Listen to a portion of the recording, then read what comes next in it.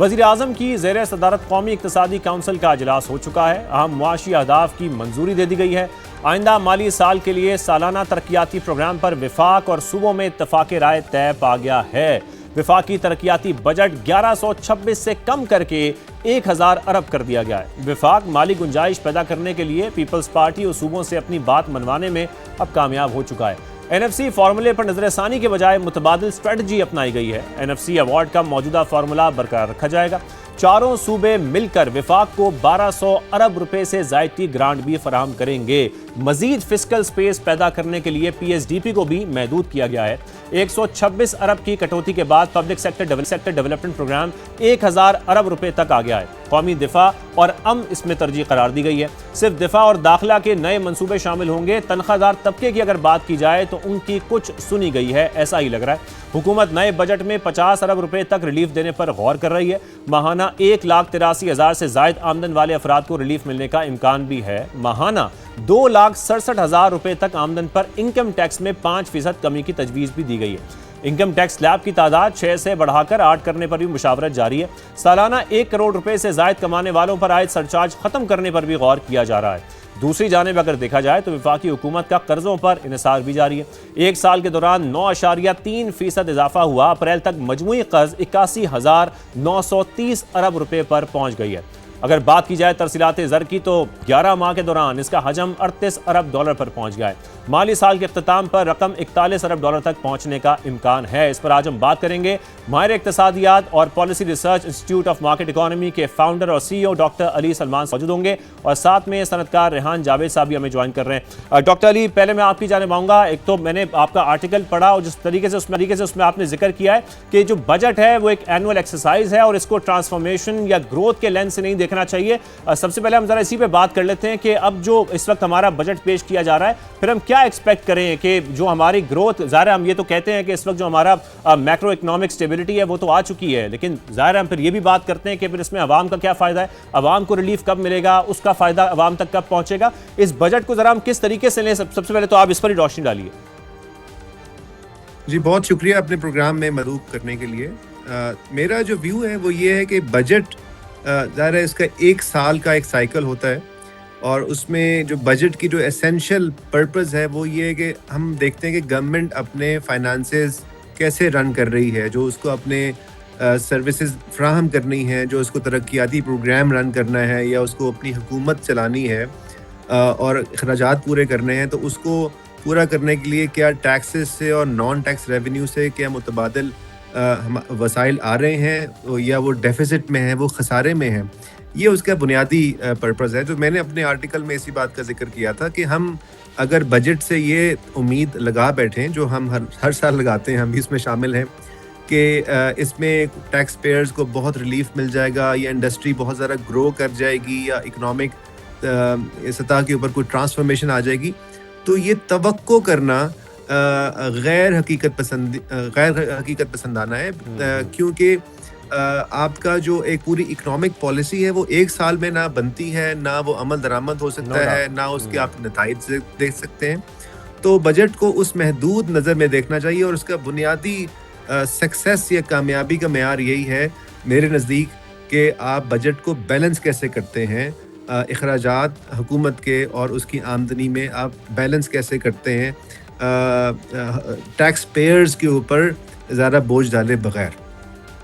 ठीक है, और इस वक्त जो हुकूमत की तरजीहात आपको लग रही हैं बजट को लेकर, या अगर हम कह लें कि इस फाइनेंशियल ईयर के लिए, तो उसमें फिर क्या कहा जा सकता है कि फिर वही होगा जो हम देखते रहे हैं कि जो टैक्स नेट है वो ज़ाहिर है उस तरीके से टैक्स बेस ब्रॉडन नहीं हो पाएगी और जो अहदाफ होंगे FBR के वो भी पूरे नहीं हो सकेंगे और फिर हम सारा जो बोझ है वो सैलरी क्लास के ऊपर ही देखेंगे। डॉक्टर अली साहब देखिए जी, इस पे मेरा थोड़ा सा ये व्यू फ़र्क है। एक तो सैलरीड क्लास के ऊपर हम बहुत ज़्यादा हमारी मीडिया के अंदर बात होती है।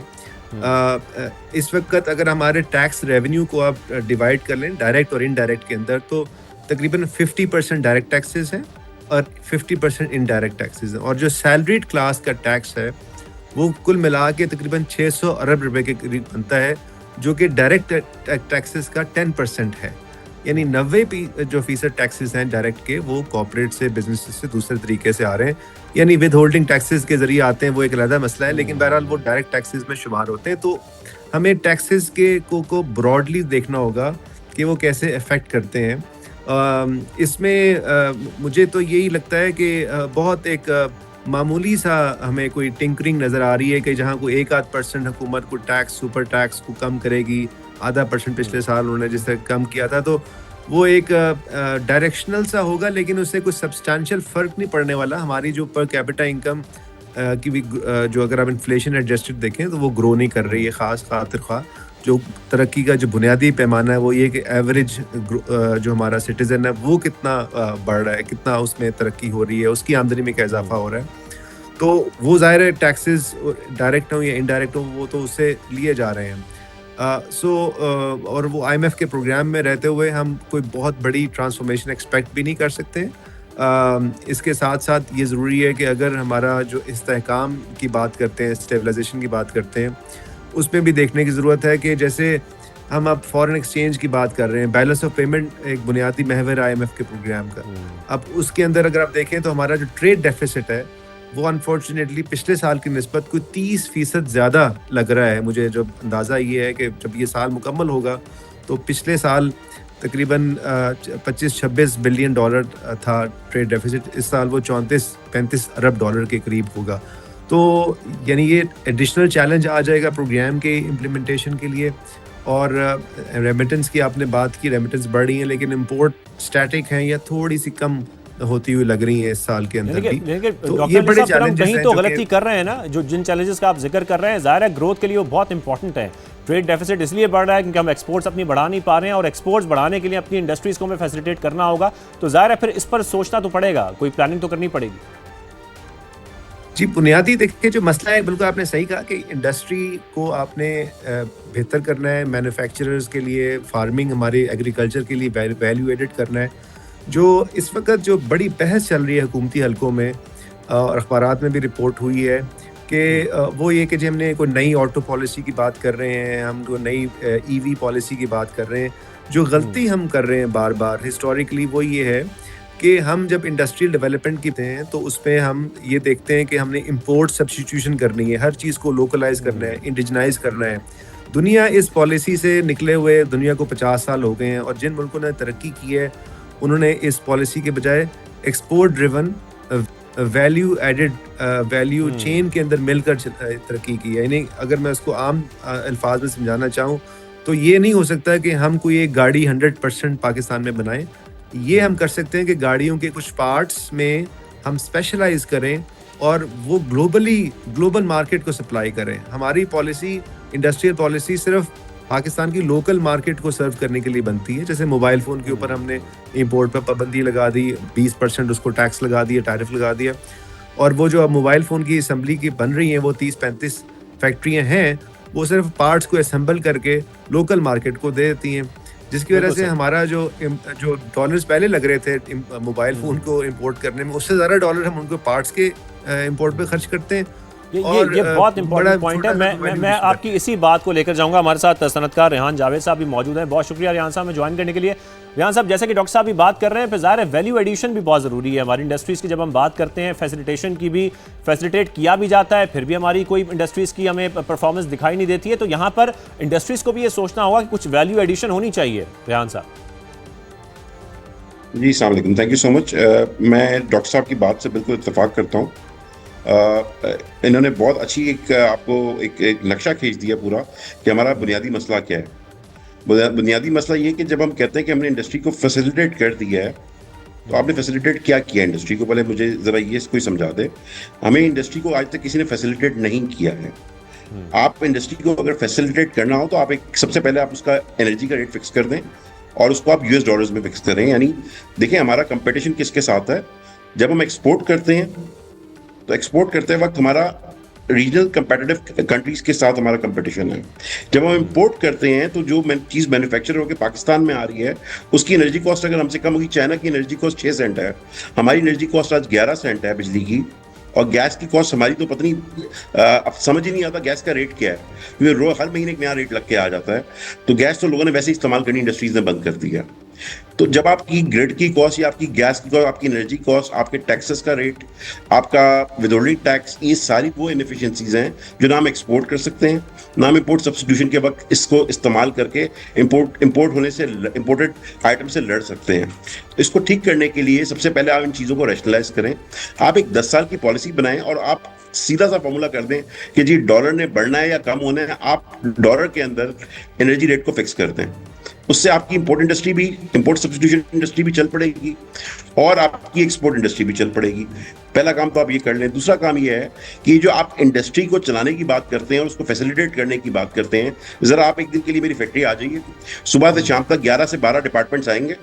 कोई लेबर वाला आ जाएगा, कोई एनवायरमेंट वाला आ जाएगा, कोई EOBI से आ जाएगा, कोई कहीं से आ जाएगा, और वो अंदर आके और वो सर्वे करेंगे और वो सारी चीज़ें करेंगे और फिर आपको पता है फिर क्या सब कुछ होता है।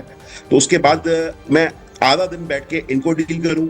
उसके बाद अगर मुझे कोई अपना अप्रूवल चाहिए या मुझे अगर कोई बिजली या गैस का या कोई टैक्स का काम करे तो मैं टैक्स के दफ्तरों के चक्कर लगाऊं।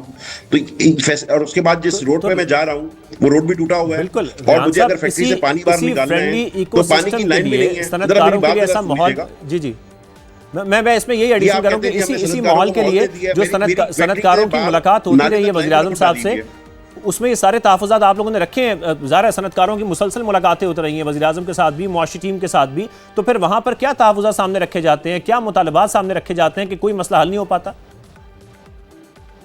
सर देखिए, वज़ीर-ए-आज़म साहब ने अभी एनर्जी मिनिस्टर साहब को बोला था कि आप इनकी क्रॉस सब्सिडी खत्म कर दें, और एनर्जी मिनिस्टर साहब ने काफ़ी हद तक क्रॉस सब्सिडी कम भी की है। हमारा टैरिफ कोई 2022-23 के अंदर 15 सेंट था, अब वो 12 सेंट पे आ गया है। 3 सेंट हमारा टैरिफ कम हुआ है। एनर्जी मिनिस्टर साहब ने काफ़ी कोऑपरेट किया है, उन्होंने मेहनत भी बहुत की है और ये एक अच्छा डिपार्टमेंट है, अच्छा काम कर रहे हैं ये लोग। इसके बाद आपका जो गैस का लेवी का मसला है, वो हमने IMF ने बोला जी लेवी लगा दें। वो लेवी लगाने के बाद गैस जो है वो ग्रिड से भी महंगी हो गई, तो काफ़ी सारी इंडस्ट्री दूसरे से डिस्टर्ब हो गई। इसी तरीके से इंफ्रास्ट्रक्चर के जो मसाइल हैं वो प्रोविंशियल गवर्नमेंट्स के साथ हैं। तो अब प्रोविंशियल गवर्नमेंट्स में पंजाब में तो आपको पता है कि वहाँ पे तो काम फिर भी हो जाता है। सिंध गवर्नमेंट भी माशाल्लाह अब तो कुछ कोशिश कर रही है। अभी कोई इंडस्ट्रियल एसोसिएशंस के साथ इनकी बात भी हुई है, कुछ उन्होंने फंड्स भी दिए हैं इंफ्रास्ट्रक्चर डेवलप करने के लिए, लेकिन this is not a long term policy. You are fighting fire every day, you are not planning for the future. मैं सुबह उठ के ये देखता हूँ कि मैंने आज अपनी